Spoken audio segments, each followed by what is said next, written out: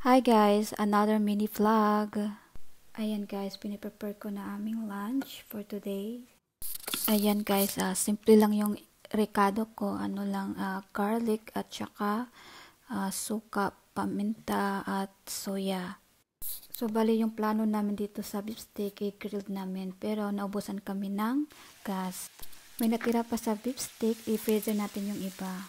Ayan guys, hindi talaga mawawala ang vegetable sa amin. Pag nagluluto ako guys, wala kaming nilalagay ng mga nor is ano ba yung sarap. Ayan yung beef sticks guys, para siyang style grilled siya. Ayan guys, pagkatapos namin mag-lunch, ayan guys, plano namin mag-long walk. Kasama namin yung mga aso namin. Dito guys, meron siyang walking at saka bike line at saka malapit sa dagat. Ayan guys, medyo malayo siya sa bahay, mga 45 minutes siya drive by car.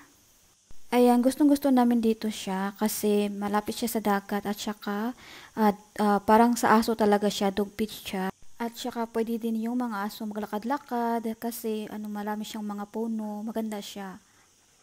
Kaya ang gusto-gusto namin ito kasi free yung mga free yung mga aso na makaranran. So bali yung plan namin mag long walk kami. Kaya nga ako nakasapatos kasi wala sa plano talaga mag-beach.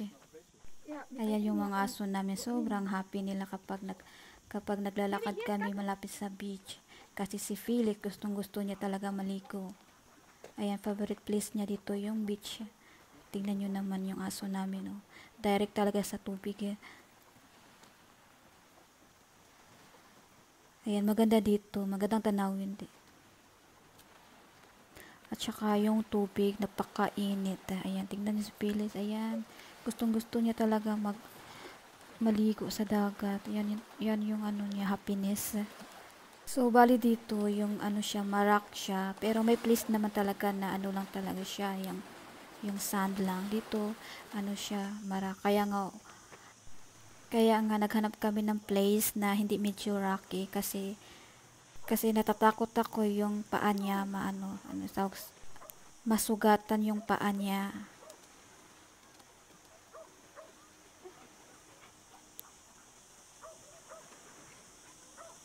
Ayan, sobrang ganda dito guys. Nakakawala ng ng stress dito. Tapos maraming mga aso, nakakatuwa guys.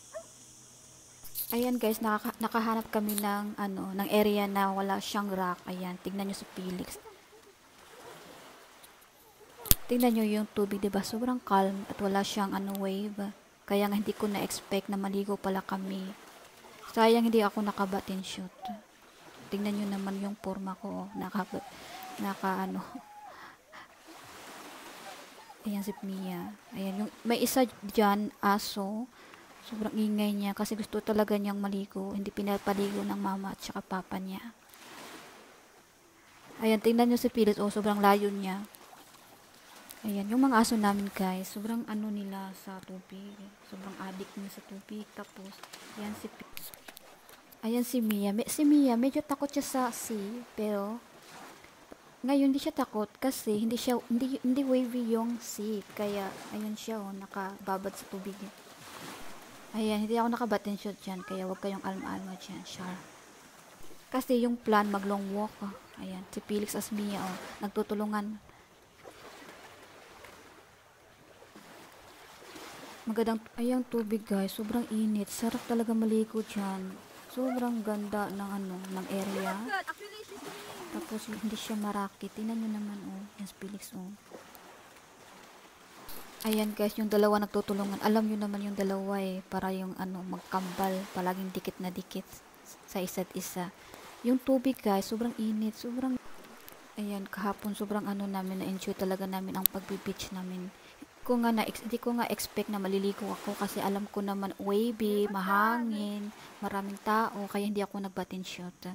Ayan nga, uuwi na kami, tapos si Mia, kailangan nilang uminom ng tubig kasi salt water yung iniinom nila, kaya need nilang Ayan guys, tapos na din kami maligo sa beach. Ayan, tapos na ang maligayang araw nilang dalawa, Charota. Ayan, sobrang sobrang pagod nila sa kakaswim. Especially si Felix, ilang beses yan nag-swim ng malalim. Malalim at malayo yan, nagsaswim siya. Yan si Felix, good swimmer siya kasi bata pa lang siya, nagsaswim na yan. Ayan guys, ang ganda ng sunset. Ayan, pauwi na kami sa bahay. Ayan guys, yun lang ating video. Bye!